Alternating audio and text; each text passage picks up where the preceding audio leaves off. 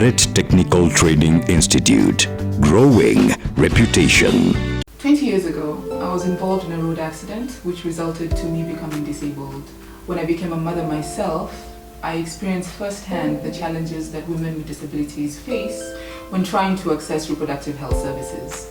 Disability Trust works to advance the rights and inclusion of women and girls with disabilities in Kenya. So we call on you today to begin to pay more attention in your various personal and professional spaces, and that women with disabilities are part of those communities. Prepare yourself for a new live bet experience. Top minute, boosted live bet odds. Mozart, make a decision. Sona moja imetengenezwa kwa njia spesheli ili kupambana na maumivu kwa haraka. Sona moja ina aspirin kama kiungo. Sona moja, kitulizo kamili. Maumivu yakizidi, pata ushauri wa daktari. Do you have what it takes to become the next generation of great innovators, business magnates, corporate icons, engineers, and renowned researchers? Be part of over 40,000 students pursuing and nurturing their career at Moi University. Enroll now for January, May, and September 2020 intakes for postgraduate, degree, and diploma programs in the following schools: School of Business and Economics, School of Arts and Social Sciences, School of Information Sciences, School of Education, School of Agriculture and Natural Resources, School of Biological and Physical Sciences, School of Tourism, Hospitality and Events Management, School of Aerospace Science, School of Public Health, School of Medicine, School of Engineering, School of Law, School of Nursing, School of Dentistry. Enroll now. Moi University, the foundation of knowledge. Welcome home to Amani Ridge, the place of peace. Your own urban sanctuary. A lifestyle waiting for you just 20 kilometers from the CBD. A place to unwind and get your health and fitness goals attained. A secure place for your family. A place for your children to have fun. A place to enjoy a sundowner. Success just doesn't happen. You have to make it happen. Make the impossible possible. Invest in Amani Ridge, the place of peace. Luxury you can afford. Call us today on 0790 300 300 or visit www.optivan.co.ke. Okash is the fastest and easiest way to apply for short-term loans from your mobile phone. You can borrow up to 50,000 Kenya shillings instantly into your M-Pesa account and become a member of the Okash loyalty program to apply for discounted loans. Okash is an award-winning mobile loan service and is trusted by millions of Kenyans every day. Download the Okash application from Google Play Store and enjoy easy, safe, and flexible way to apply for short-term loans. Welcome to the Okash experience. Are you a KCSE graduate? Congratulations! Achieve your career dream by enrolling for a rewarding course with KASNEB. KASNEB is a professional examination body with a mandate to offer globally recognized professional, diploma, and certificate qualifications through various accredited institutions. Enroll now for professional qualification whose entry grade is C+, Diploma in Credit Management, or Accounting Technician Diploma course whose entry requirement is a C- in KCSE, or for Certificate in Accounting and Management Skills comes with a minimum grade of D plain. For more details, call 020-4923-000 or visit our website on www.kasneb.or.ke. KASNEB, be empowered.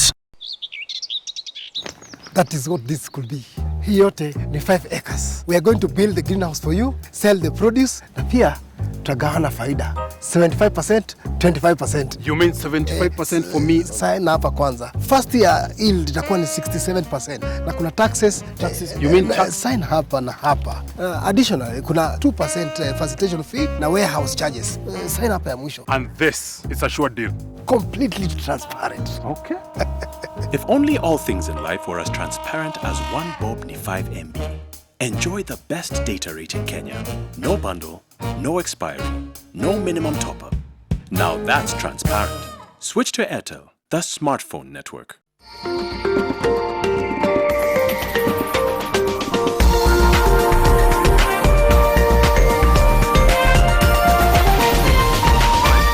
This is NTV.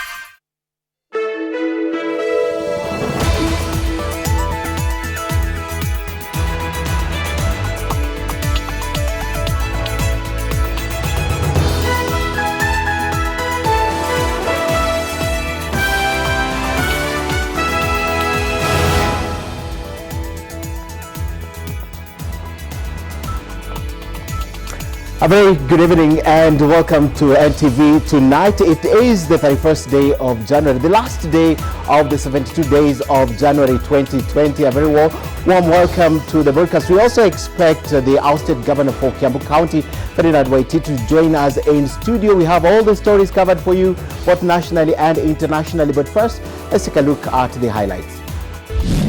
Tonight, after celebrations and extended wait, it's not yet governor for James Nyoro. Court issues conditions for swearing in. Plus, he fought in public, fought political battles, and now is fighting back in court. Yes. Ferdinand Waititu wants key individuals removed from witness list in his graft case. Also tonight, we can start with appearances for both matters. High Court rules on legality of Huduma number. The respondents are at liberty to proceed with the implementation of NIMS. And the fear of pneumonia blow. We give you the latest statistics on the illness which killed thousands of children in Kenya in 1 year.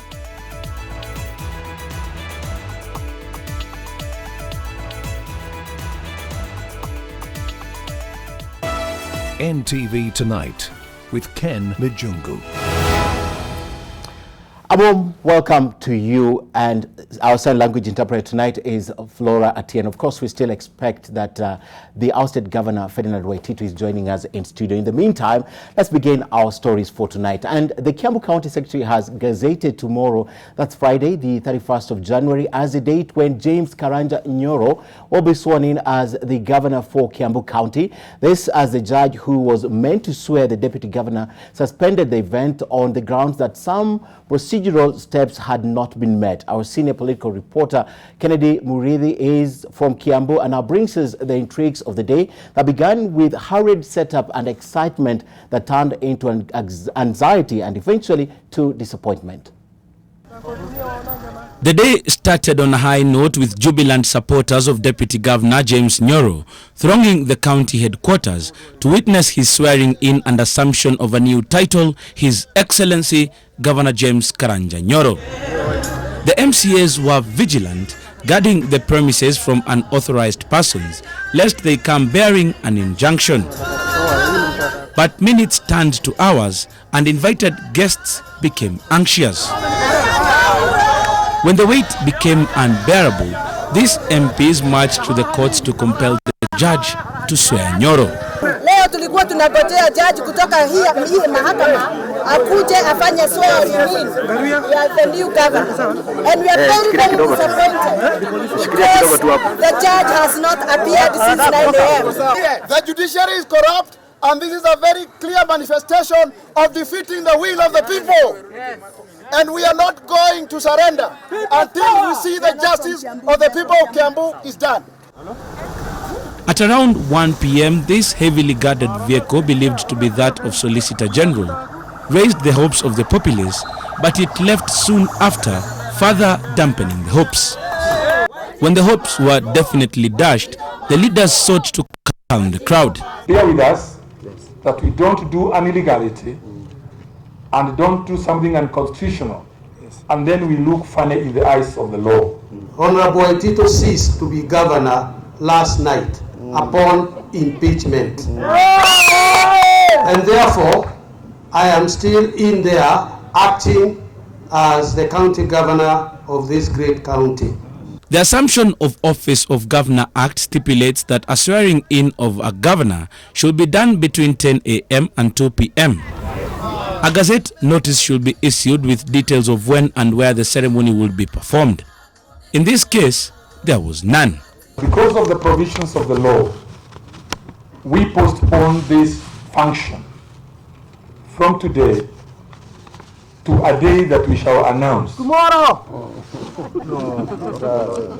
The law is very clear. There is a lacuna in the law, and that is why we would still gone ahead, but we said no, we will not provide us to be the test case for that lacuna, and we will observe it and we are going to respect it. James Nyoro was really looking forward to be the next governor of Kiambu, but their immediate non-adherence to the law may have cost him that position, at least for now, as it opens a floodgate of options for Governor Ferdinand Waititu, who may just have to go to the courts. Kennedy Mureithi, NTV in Kiambu County. And as expected, the governor was not just sitting pretty. Here now is Seth Olale with details of how Ferdinand Waititu fought back. A day after the Senate impeached him, Ferdinand Waititu moved to the Constitutional and Judicial Review Division of the High Court, seeking to bar Deputy Governor James Nyoro from being sworn in as the new Kiambu governor. Very much, Honorable Speaker. In an application filed by his lawyer Wilfred Nyamu, Waititu sought orders to also put on hold the Senate's decision to impeach him. Justice Weldon Korir certified the matter as urgent and scheduled it for hearing on Monday before Justice James Makau. The High Court, however, declined to stop the swearing in of Deputy Governor James Nyoro as the new governor of Kiambu.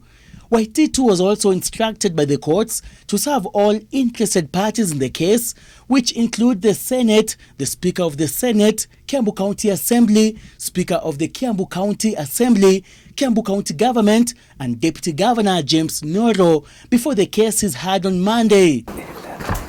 The embattled politician had also appeared at the Anti-Corruption Court, where he sought orders to expunge 2 witness statements from his graft case. Because at the point of... Waititu, through his lawyer John Sakwa, argued that Kiambu County Director of Supply Chain Faith Njeri Harrison and Chief Finance Officer Justice Bundi Kinoti, who the prosecution has lined up as key witnesses against him, are instead supposed to be in the dock, since they were the perpetrators of the fraud in the county government. Sworn by Faith Mwila. Assistant Public Prosecutor Nicholas Mutuku, however, stated that the two have vital information that will enable the court convict Waititu. Senior Principal Magistrate Thomas Nzioka will deliver his ruling on the matter on 4th February. In his opening statement against Ferdinand Waititu, the Director of Public Prosecution Nurdin Haji indicated that he has a watertight case against Waititu and that he has lined up more than 20 witnesses in this particular corruption case. Seth Olale, NTV at the Milimani Law Courts, Nairobi. An interesting day indeed. Now, the politics of the handshake have been seen to have been the underlying factor that led to the fall of one of the key lieutenants of the brigade that is fronting discord within the ruling party. Now, Ferdinand Waititu could be hanging on his dear life by going to court, but according to political pundits, the hand of the executive could have played a part in swinging the votes against the embattled governor. Leila Mohammed looks back at the events of Wednesday evening at the floor of the Senate.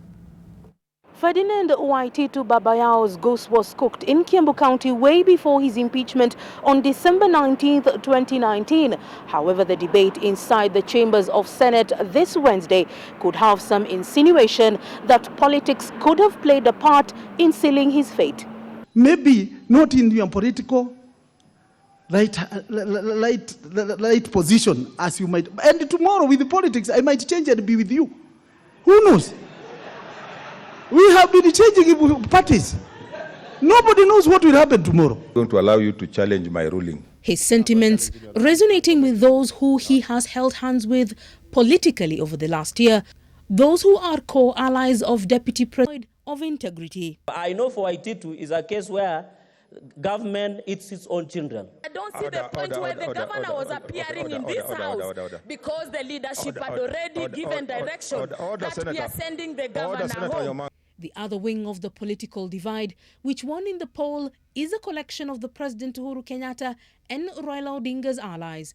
They insist the Wednesday's process was based on the facts of the case and evidence presented before the House. Let it be remembered, let it go down in history, that the Senate of the Republic of Kenya, as you make your decision, has stood with Kenyans today and has made a decision that is right. We cannot be talking about these things in this house. And when governors appear before us, we say this is politics and we forget about our responsibility. This, according to analysts, was delivered through the benefits of the handshake, which added numbers to the president's side of the divide, coming at a time when the head of state has been opportunity to be able to do this because of the events that have taken place, how there's been shifting alliances and loyalties within particular Jubilee Party, to the extent that now Jubilee Party, some members of Jubilee Party will be comfortable to vote with members of other parties in such a motion. Political analysts say that despite the narrative of political compromise over that key decision, the governor's case was solid right from his own county assembly. There also arises the concern that the executive is controlling the legislature, going against the principle of division of powers. There should be no interference, yeah, and that the chairman of or the leader of Jubilee Party perhaps did not interfere or intervene in this matter because he let the matter take its course. The political battle over the same issue continues post the decision, with the two sides of the political divide taking shots at each other on and offline, feeding into the aforementioned narrative. Leila Mohammed, NTV. And the catfight in the presidency. The head of state, Uhuru Kenyatta, and his deputy, William Ruto, have so far sought to hide the fierce fight for the control of the country behind apparent friendliness, hugs and smiles, and with clenched teeth. But in the impeachment of former governor for Kiambu, that's Ferdinand Waititu, during which the leader of majority voted against his own conference, the masks were pulled off, Mijungu style. The details are in tomorrow's Daily Nation, so make sure you get yourself a copy of the Daily Nation tomorrow. Right, we're still talking about the ousted governor for Kiambu County, Ferdinand Waititu, alias Babayao, who burst into the political scene at the turn of the century and has straddled the landscape over the years. While many have called him out for his uncontrollable, exuberant ways, he has used the very traits to build his own profile. NTV's Brenda Wanga traces the rise and eventual fall of the man who climbed from a councillor to the governor's mansion down in Kiambu County. Because it is very, very unfair. It is ungodly for me to work the way I worked, to be where I am. Then I'm removed unceremoniously. A last-ditch effort to sway the senators who held Ferdinand Waititu Babayao's fate in their hands. Pursuant to Article 181 of the Constitution, Section 33 of the County Government Act, and Standing Order 75 of the Senate Standing Orders, the Senate has resolved to remove from office by impeachment Honorable Ferdinand Waititu Babayao, the governor of Kiambu County, and the governor accordingly ceases to hold office. That plea did not work as 26 counties voted to affirm his impeachment, and with that, a career spanning 17 years built on the foundation of an abrasive style politics has crumbled. Waititu joined politics in 2002 when he was elected as a councillor of Njiru Ward in Nairobi. He rose through the ranks to become deputy mayor in the now defunct Nairobi City Council. He graduated to Parliament as an MP of Embakasi in 2008. He may have changed titles, but the streetwise way of doing things stuck with him like a bad rash. The self-styled defender of the people, often getting his hands dirty in the pursuit of his own brand of justice. They started throwing stones, and my people, my group also started throwing stones plus me. That was the only way out. And in fact, we solved the problem. His determination to scale the heights of politics, however, knew no bounds, and not even the small matter of academic qualifications could stop him. His first stab at gubernatorial politics saw him lose a Nairobi seat to Evans Kidero. I, Waititu Ferdinand Dungu, having been elected a member of the National Assembly. A by-election in Kiambu County afforded him the entry into Kiambu politics when he replaced the late Mushai as Kabete MP. In 2017, he challenged William Kabogo for the governor's seat and won. But it would appear that he punched above his weight in county politics. His tactics turned ineffective as he lost control of the county assembly and then fell out of favor with the residents of the county who accused him of mismanaging the county's affair, abuse of office, abetting corruption and yes, land grabbing. He has been charged in court for the loss of 588 million shillings in road tenders. The signs of the downfall manifesting at the tail end of 2019 when the MCAs voted to impeach him and Senate putting the final stamp on that process on Wednesday, the 28th of January 2020. Brenda Wanga, NTV. And the most affected in these ejections from office are obviously the people of the county of Kiambu. We spoke to some of you to find out their take on Waititu's ouster and what they expect going forward.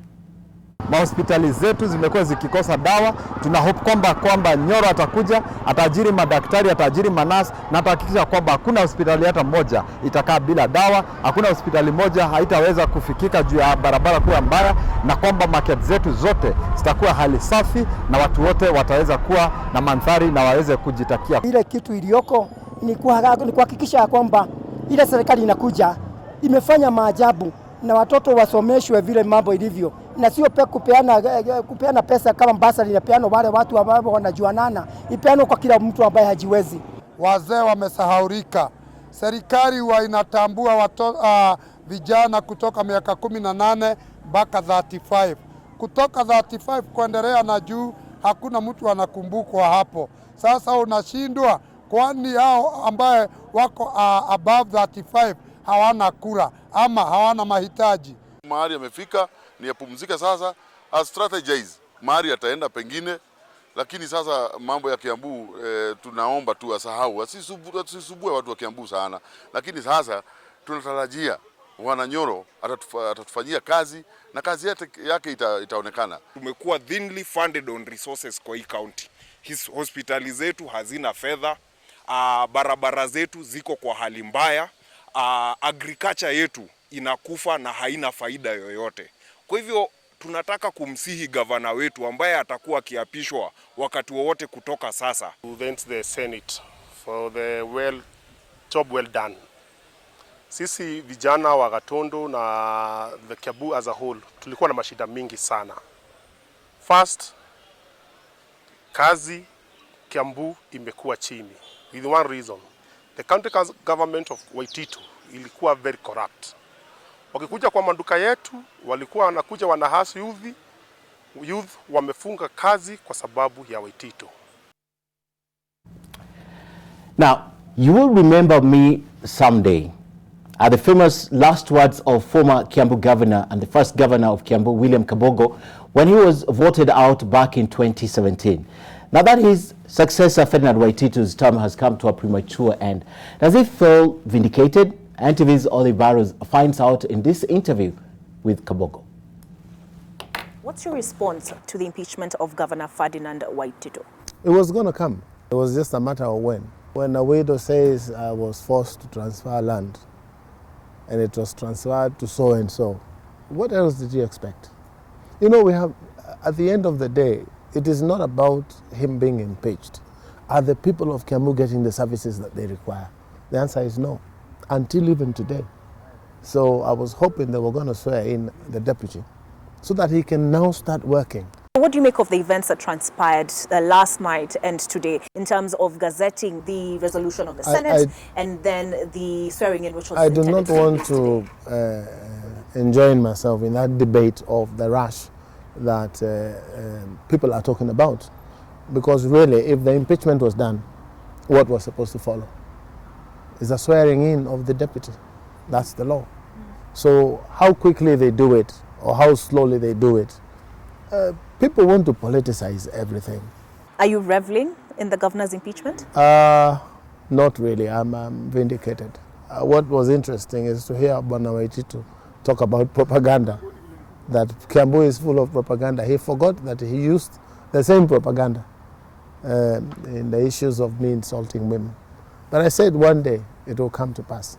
Are there things in your fair impartial assessment that you think he got right? He says that probably people are still drunk. I I hear that is one of the projects that has mystery of how money was spent. But I do not want to cast aspersions on the man. He is now down. Why do we want us to continue hating? In 2017, of course, you are campaigning, he was campaigning, and your position is you are the best man for the job. Do you doubt? Do you doubt? Tell me whether you doubt. Well, I'm not a Kiambu resident. You know, so when I was handing over power, I said, Bwana Waititu, Your Excellency, Governor, there are two very important hashtags. One is still valid, tujenge Kiambu pamoja. The other one, it is you who will make it become relevant at some point. Hashtag kabakaboko, meaning afadhali, better. Have I not now, haven't you seen now? But I can smile and say, finally. People realize that we did what we were supposed to do. So you had no hand in his downfall? No, not at all. I have not involved myself with Kiambu politics. Do you have any designs? Do you know the Bible says vengeance is for the Lord? So you leave it to the Lord. Okay. Do you have any designs on running for governor of Kiambu in 2022? It is too far, my dear. 2022 is 3 years from now. And a week in politics is a very long time. What are your expectations of Nyoro should he assume the governorship?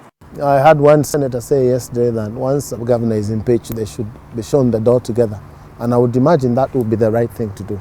And once a president is impeached, him and the deputy should leave.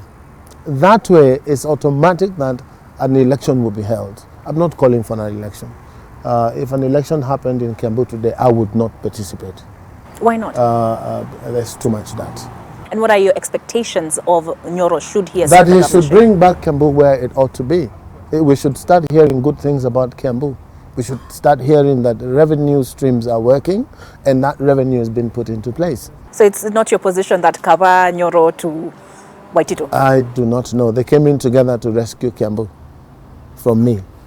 So they said, you know, united for Kiambu. I don't know what happened. What would be your advice to Waititu at this point in time? When they started crying foul and saying propaganda this, propaganda that, I told him, my friend, find a very good lawyer. Find a very good lawyer. What I have seen is weighty, it is strong, it is coming. This is a tsunami. Right, the heart of a vindicated man, the first governor of Kiambu County, there speaking to all the boroughs. Well, time now for a break, but as you can see, we were hoping that the ousted governor, Ferdinand Waititu, will be here to speak to us. He had promised, we confirmed with him, but he is a no-show. Time for a short break, but we'll be right back on the other side.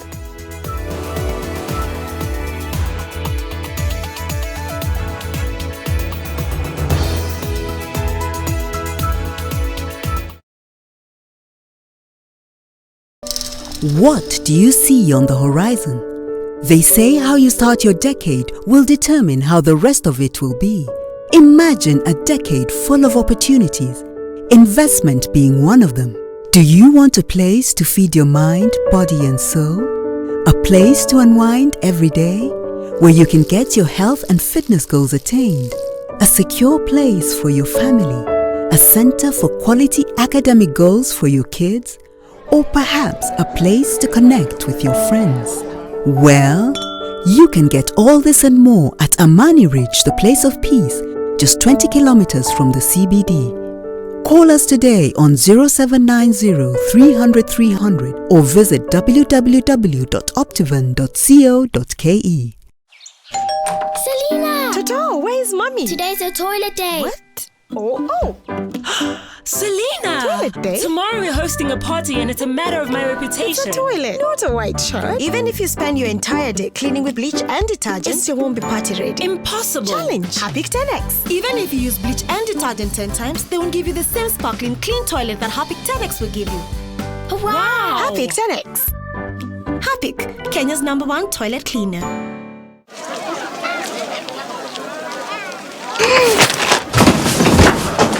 Do your gums hurt? Yeah. Does your toothpaste contain sage, eucalyptus, myrrh, chamomile? All that in one toothpaste? Yes, try Colgate Herbal. Colgate Herbal contains nature's best herbs and Colgate's fluoride technology to give you strong teeth and healthy gums. Ah, Colgate Herbal. Let's go.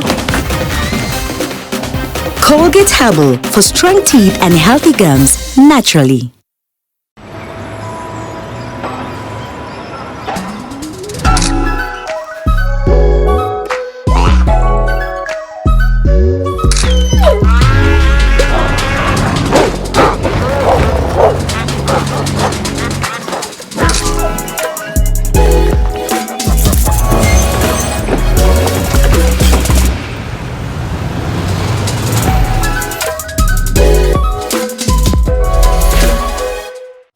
Heaviness and a burning inside, it could be heartburn. Kiungulia na kuvimbiwa? Ino inatibu ndani ya sekunde 6 na inatuliza dalili 6 za kiungulia. Kwa hivyo unaweza kuburudika bila kikomo. Ino, tibu haraka kiungulia na tumbo kuvimba. Your multi-bet is on its way to hit the bullseye. Oh, you lose one match, but only in Mozart. Mozart Refund, lose one game, get your cash back. Make a decision. Terms and conditions apply. Eldoret Technical Training Institute, ETTI, is a student-centered institution offering competency-based training and market-driven courses at higher diploma, and certificate level. Registration for January, May, and September 2020 intakes is ongoing in the following programs: Building and Civil Engineering, Business Administration and Commerce, Agriculture and Animal Health, Travel, Tourism and Hospitality Management, Education, Social Studies, Information Communication Technology, Accounting, Banking and Finance, Medical and Health Sciences, Journalism and Mass Communication. Apply now. SMS your details to the numbers on your screen. Eldoret Technical Training Institute. Growing reputation. This week on The Trend, Tanzania's Omi Dimples will be live on The Trend.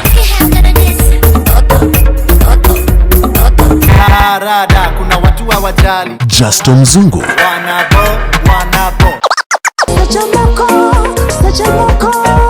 Moze Drummist.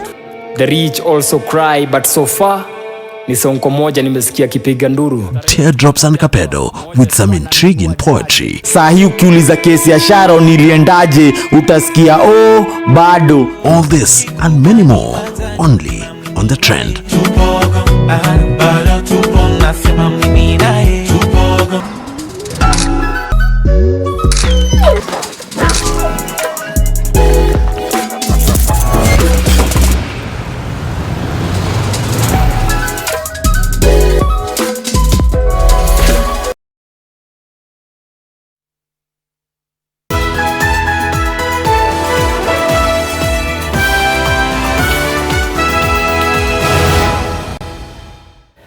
Now, every 39 seconds, a child dies of pneumonia. This is according to report by the 9 leading health and children's organizations detailing the extent and effects of the lung inflammation disease. UNICEF is now warning that if preventive measures are not put in place, over 9 million children could die in a decade. Unisomolo has the startling report. The babe whose beat has an implication on the ease of heartbeats. Hope drips through a lifeline as this 2.5-year-old boy gasping for breath at the Lodwar Referral Hospital in Turkana County. Writhing in pain, battling to beat pneumonia. Akwam Etir knows too well the anguish of a mother with a child battling the second most infectious disease among children. The recent incident was worse. The child was breathing heavily, could not properly breathe, and it was painful. My thinking was death. I thought my daughter was going to die. I knew the doctors were concerned as to her condition improving or not. Some years back, I had a baby who had the same symptoms. My relatives told me it was witchcraft.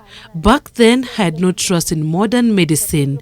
I just collected the medicine I was given in the health facility and gave it to my baby. Unfortunately, the baby passed away in the afternoon.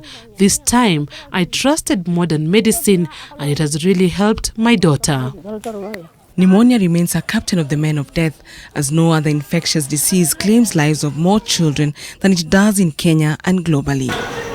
Most of these children are from poor families. Pneumonia is caused by bacteria, viruses or fungi. Affected children's lungs fill with pus and fluid. It is the biggest single killer of children. Globally, 800,000 children under the age of 5 die annually. Breaking that down, the figures indicate that one child dies every 39 seconds and 2,000 die daily.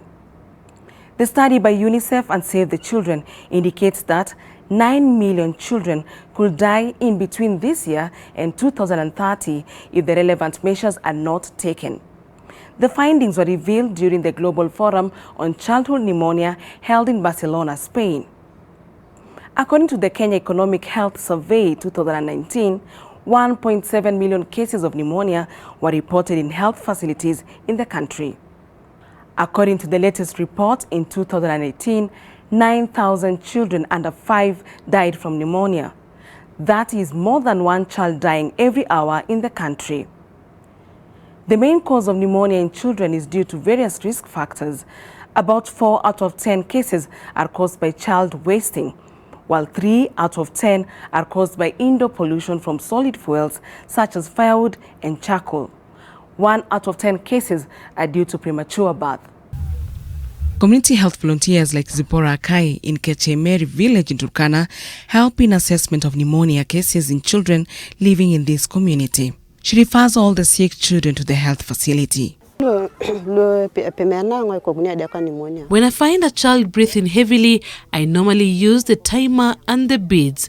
When the beads go beyond the normal range, that is the red beads, I immediately indicate in the referral form and make sure the mother takes the child to the health facility.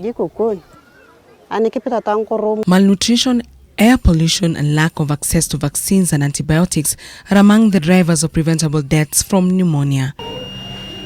Eunice Omolo, NTV. And the verdict is in. It's green light for the Huduma number registration after the High Court declared the process unconstitutional, allowing the government to continue with the exercise. High Court judges Pauline Nyamoya, Weldon Korir and Mijungu said the issue raised by the Nubian Right Forum and the Kenya Human Rights Commission lacked merit that would warrant a ruling in their favor. Now, the judges argue that on the issue of discrimination by the Nubian community, the petitioners failed to provide sufficient evidence to prove their case. The court also ruled that the process of enacting the law that established the National Integrated Identity Management System registration had met the threshold of public participation, against the arguments by the petitioners. Now, the judges said that the public was given ample time to present their views on the bill before debate in Parliament, contrary to the petitioners' arguments that the time frame of 7 days was too short. On whether the government violated privacy of Kenyans in collecting biometric data, the court ruled that personal data is only intrusive if it's collected without the consent of the said person. The government was, however, asked to put in place the necessary legal measures to ensure that the process does not discriminate or breach the laws of privacy.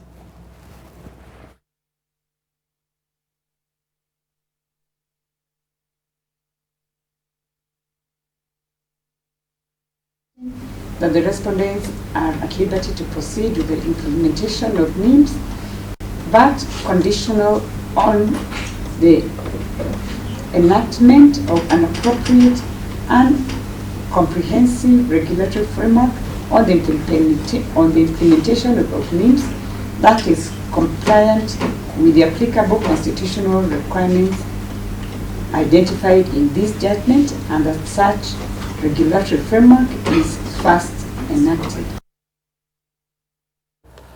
All right, time now for another break, but when we come back, all the day's stories from the business sector will be here.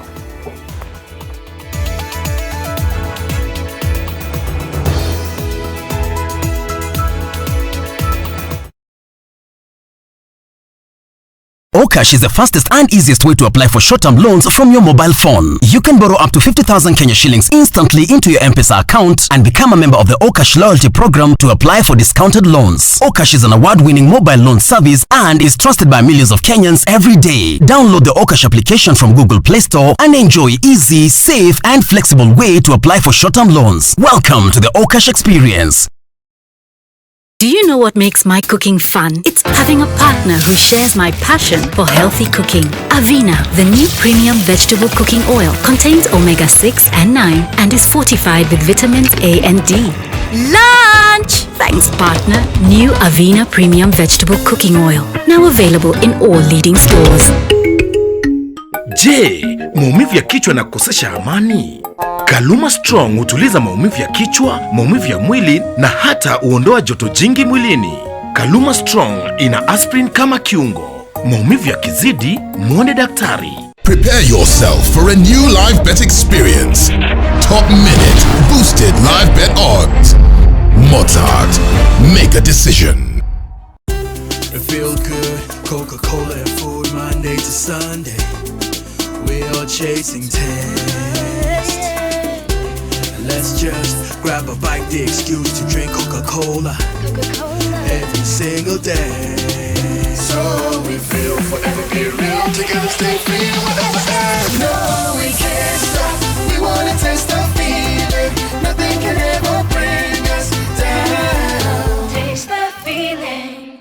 Are you a KCSE graduate? Congratulations! Achieve your career dream by enrolling for a rewarding course with KASNEB. KASNEB is a professional examination body with a mandate to offer globally recognized professional, diploma, and certificate qualifications through various accredited institutions. Enroll now for professional qualification whose entry grade is C+, Diploma in Credit Management or Accounting Technician Diploma course whose entry requirement is a C- in KCSE, or for certificate in Accounting and Management skills comes with a minimum grade of D plain. For more details, call 020-4923-000 or visit our website on www.kasneb.or.ke. KASNEB, be empowered.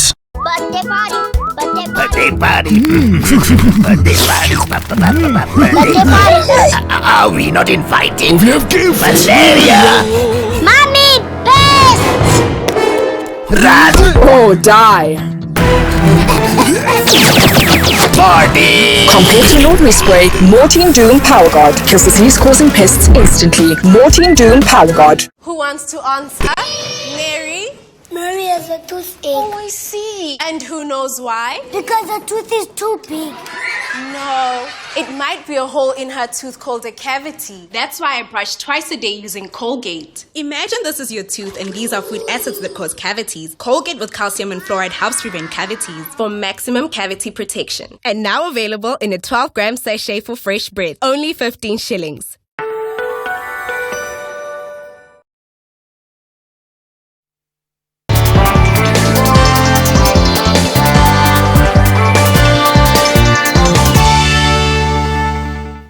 Good evening and welcome to NTV Business. My name is Dan Mwangi. Now, the Cabinet has approved the commencement of talks with the United States of America on the establishment of a free trade agreement with Kenya.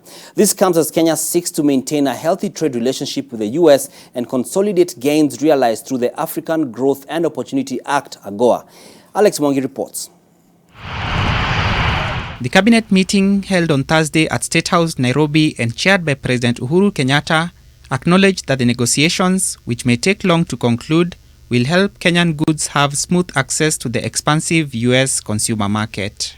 But as the African Growth and Opportunity Act, AGOA, nears its end date of 2025, there is concern that Kenya could end up having not taken good advantage of it. Kenya only takes advantage of about 12 different products under AGOA, whereas South Africa has 42 different product lines that are under AGOA. At a forum to outline the year's economic outlook by the American Chamber of Commerce, AmCham, the prospects of strong economic growth this year were said to be dampened by a host of factors. Our members are concerned at this point. We saw the slowdown last year in terms of economic activities. We're starting the year, we're seeing the slowdown continuing this year. So we are cautiously optimistic. Kenya is renowned as an economic powerhouse in East Africa and for being a viable destination for foreign direct investments. It should, however, not rest on its laurels as its neighbors are keen to catch up. Kenya doesn't, as of yet, doesn't have one-stop shops outside of Nairobi for people to register businesses and move that process quickly. Rwanda's still faster. In 2018, Kenya's economy grew by 6.3%, and last year, growth is estimated to have slowed to 5.7%. The nature of the growth continues to draw criticism. We really want to see the fundamental of economic activity to the overall community within Kenya really increasing so that it can give us the confidence that we need to invest going forward. AmCham points to 4 things that need to be acted on in order to give the economy a significant shot in the arm, namely capping the growing burden and unpredictability of taxation, regulatory reforms, promotion of free trade, and a push to increase Kenya's competitiveness. Alex Mwangi, NTV. The government is banking on the cabinet's approval of the production of BT cotton to help scale down the cost of animal feeds. According to the Principal Secretary in the State Department of Livestock, Hari Kimutai, this should help Kenya in cutting back on its imports of livestock feeds, which contributed significantly to the 17.6% increase in Kenya's imports from Uganda to touch 49 billion shillings in the year 2018. BT cotton is a genetically modified pest-resistant cotton variety. One of the products of BT cotton is going to play a key role in contributing to the animal feed sector. And that has been one of the biggest challenges.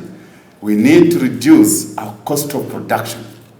You look at our animal feeds, majority of it, we import the concentrates from outside the country, more so within the region. We spoke of Kenya and America, now it's Kenya and Pakistan, and Kenya is hosting the first ever Pakistan-Africa Trade Development Conference, another indication of the country's pivotal position as a gateway to East and Central Africa. Lillian Kiari now reports on the agenda of the conference and what this means for Kenya. Easing trade tariffs, increasing access to information on opportunities for bilateral trade, and stimulating engagements between Pakistan and Africa are top of the agenda at the Pakistan-Africa Trade Development Conference in Nairobi. The event has brought together government and private sector leaders across the region as Islamabad scouts for trade and investment deals in the region. In Africa's total trade portfolio of $1 trillion, Pakistan-Africa trade is currently less than $5 billion. To me, this is an anomaly that warrants correction. The purpose of this conference is to crystallize to closer consultations, collaboration among our business communities, answers to questions. Trade ties between Kenya and Pakistan continue to blossom, with the Asian country being the second biggest destination of Kenyan exports behind Uganda, importing goods worth 59.4 billion shillings in 2018. Pakistan currently stands as the largest buyer of Kenyan tea, with imports to the country at 35 billion shillings in the 10 months to October last year. The continent therefore applauds the investors from Pakistan who have made tremendous contribution to the continent through continued investments.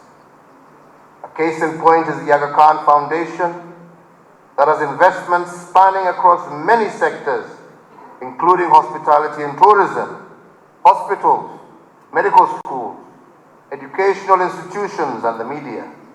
While officially launching the conference that comes to a close tomorrow, President Uhuru Kenyatta asked the Kenyans in attendance to take advantage of the visiting delegation to form strategic alliances and also to form mutually beneficial trade relations. Lillian Kiarie, NTV. Now, when they talk about having a home in investment, we talk about homes, and house prices in Nairobi satellite towns dropped for the first time in 11 years in 2019, even as land prices in the city exhibited a mild recovery. Victor Kiprop takes us through the latest findings of House Consult's House and Land Index.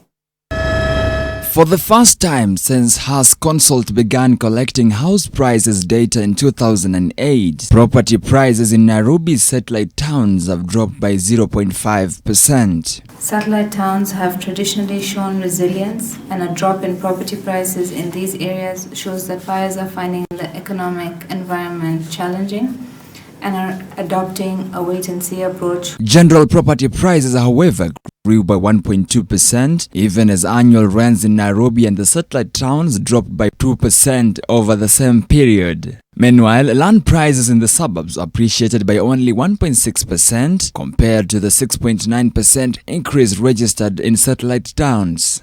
The subdued increase in land prices in the Nairobi suburbs is due to developers demanding lower prices. The falling prices of apartments in high-density areas means developers equally must buy land at lower prices if they are to maintain some margins. But given the slowdown witnessed in 2019, just how will 2020 look like? January actually had a lot of activity. I was quite surprised because normally half of January is inactive.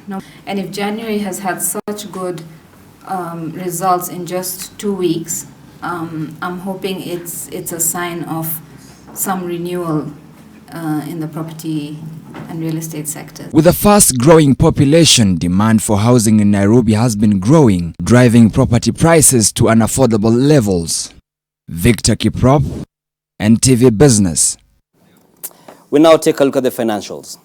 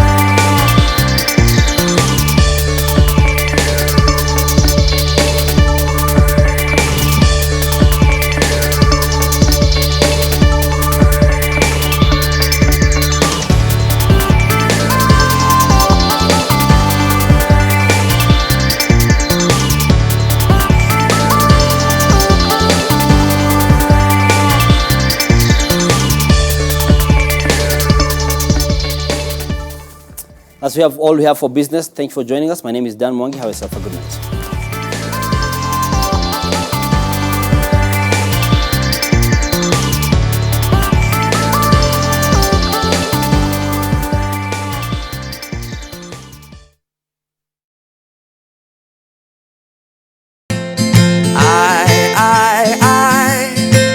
I am pleased by just the simple little things of the little things of life. And I promise if you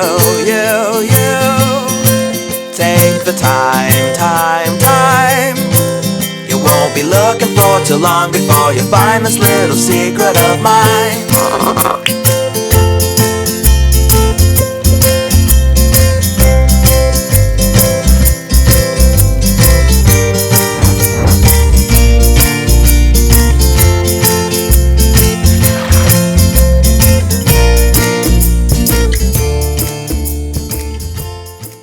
Do you have what it takes to become the next generation of great innovators, business magnates, corporate icons, engineers, and renowned researchers? Be part of over 40,000 students pursuing and nurturing their career at Moi University. Enroll now for January, May, and September 2020 intakes for postgraduate, degree, and diploma programs in the following schools: School of Business and Economics, School of Arts and Social Sciences, School of Information Sciences, School of Education, School of Agriculture and Natural Resources, School of Biological and Physical Sciences, School of Tourism, Hospitality and Events Management, School of Aerospace Science, School of Public Health, School of Medicine, School of Engineering, School of Law, School of Nursing, School of Dentistry. Enroll now. Moi University, the foundation of knowledge. Kwa majina nishireke sana. Mimi ni mchezaji tu. Ndoto yangu mimi iko nitachezea Harambee Starlet niende ngambo. Nikirudi nitasaidia mamangu kwa shida. Na ninaona hii ndoto itaanza na Betika na community. Hii timu yenye hii msichana yangu anachezea, tulianza tukiwa na maono, tunataka tukuze talent ya wasichana sababu wasichana huwa wanabaki nyuma na wanaenda ma street. We are very excited because every time we see the excited faces of the young players when they get their kids and their new balls, it gives us a urge to continue investing in the communities. Betika na community iliongeza morali kwa timu ya Gusii Starlet mpaka wakapiwa mtu mabao 23. Tukiwa na Betika na community, hii timu itaenda mbali, itacheza premier na watoto watajisaidia. Who wants to answer? Mary? Mary has a toothache. Oh, I see. And who knows why? Because the tooth is too big. No, it might be a hole in her tooth called a cavity. That's why I brush twice a day using Colgate. Imagine this is your tooth and these are food acids that cause cavities. Colgate with calcium and fluoride helps prevent cavities for maximum cavity protection. And now available in a 12-gram sachet for fresh breath. Only 15 shillings. Umewahi jichanganya ukanunua choko yako ikue alamu, alafu bwana yako akakuja jioni akakula hiyo alamu akaitengeneza kitoweo.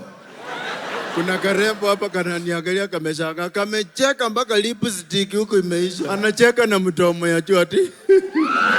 Avena contains omega-6 and 9 and is fortified with vitamins A and D.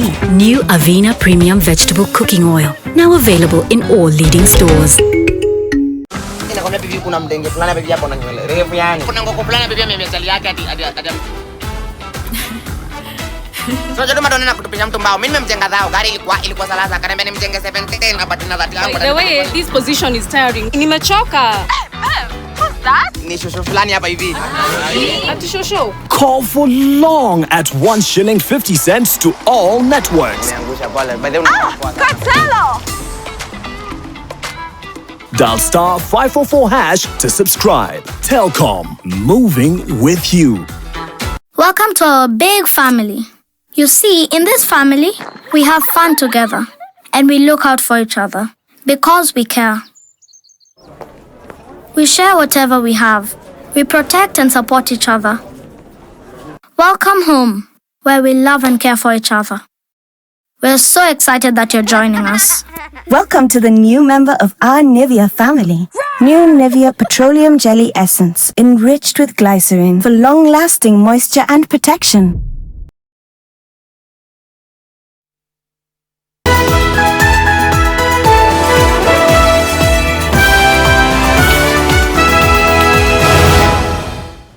And the news continues right here on NTV tonight. Now, the government has denied claims that insecticides used in the aerial spraying of desert locusts are ineffective.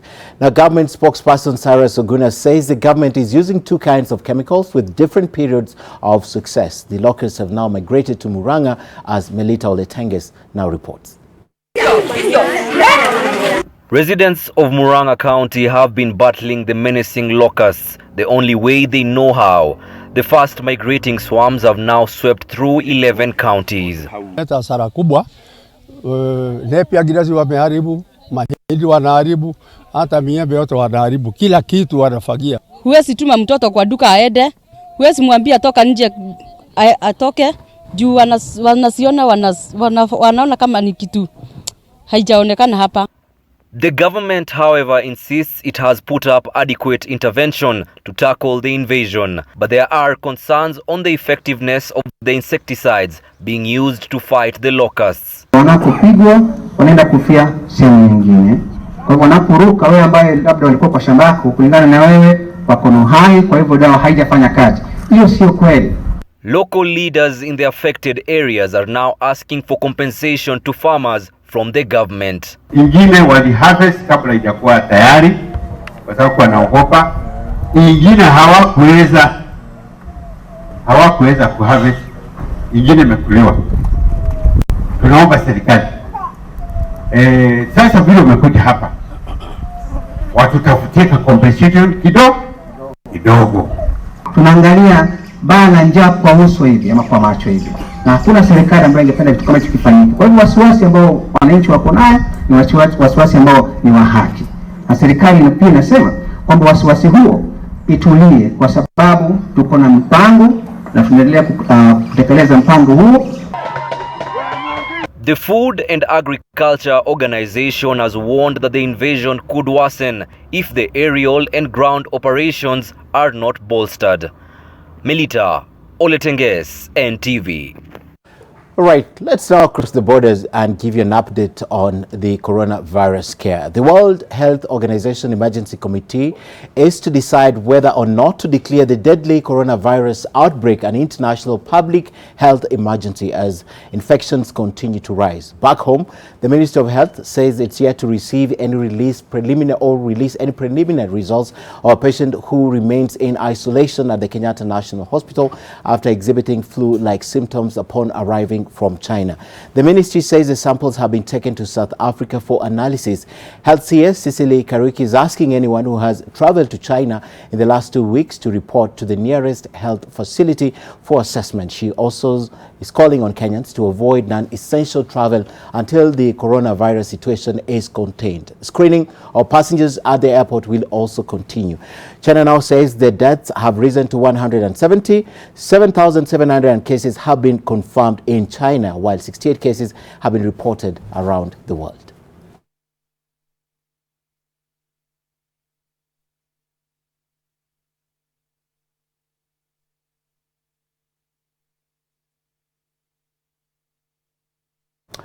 Right, Brian Otwal next with sport. Stay with us.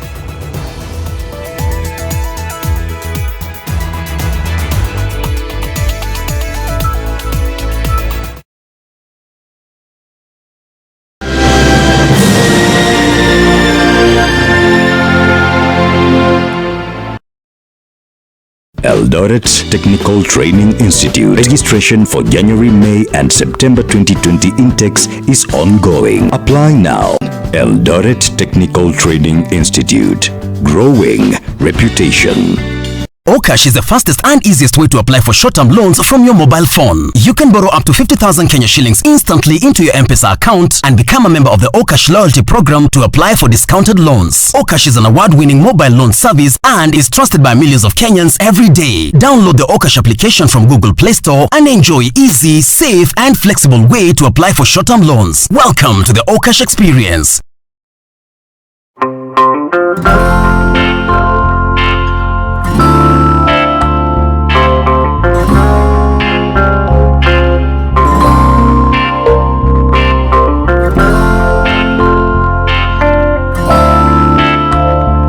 Molfix breathable surface developed with airsoft technology is very soft and provides the best Molfix skincare. I found the best diaper for my baby's sensitive skin. All babies deserve a high-quality diaper.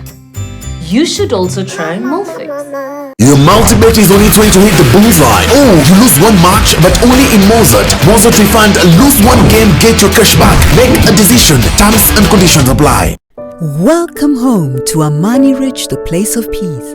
Your own urban sanctuary. A lifestyle waiting for you just 20 kilometers from the CBD. A place to unwind and get your health and fitness goals attained. A secure place for your family. A place for your children to have fun. A place to enjoy a sundowner. Success just doesn't happen. You have to make it happen. Make the impossible possible. Invest in Amani Ridge, the place of peace. Luxury you can afford. Call us today on 0790 300 300 or visit www.optivan.co.ke. Did you know? We are a leading African banking group with over 1,000 branches and almost 10,000 ATMs across the continent. Absa Group, serving Kenya as Barclays.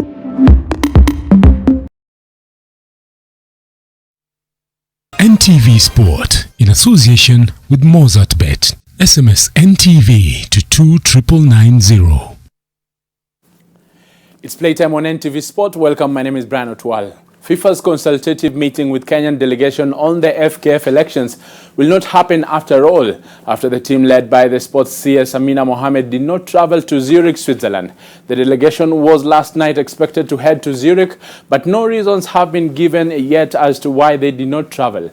The CS was to be accompanied by Sports Registrar Rose Wasike, Sports Dispute Tribunal Chairman John Ohaga, FKF President Nick Mwendwa, and Secretary General Barry Otieno for a two-day talks that will focus on the elections impasse.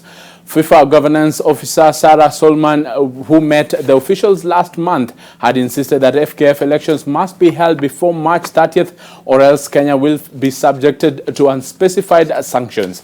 The process was cancelled by the SDT on grounds that not enough public participation was done during the process, and FKF delegates have since passed a new electoral code and approved a new electoral board in its special general meeting on Tuesday.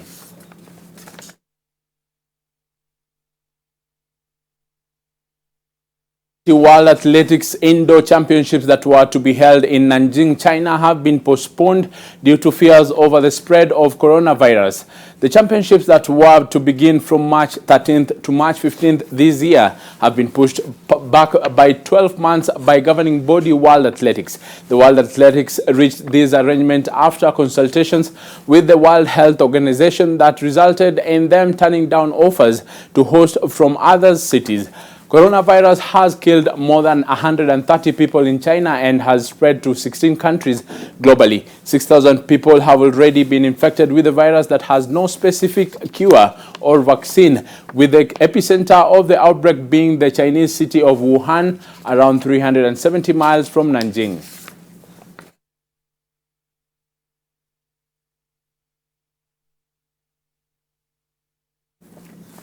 And Kenya Sevens intensify their preparations for the Sydney leg of the World Rugby Sevens series in Australia. Kenya has been drawn against New Zealand, Fiji and Wales in Pool A. Shujaa start their campaign with a clash against Fiji at 6:09 a.m. on Saturday, then play Wales at 12:05 p.m. the same day before concluding with a tie against New Zealand at 5:41 a.m. on Sunday.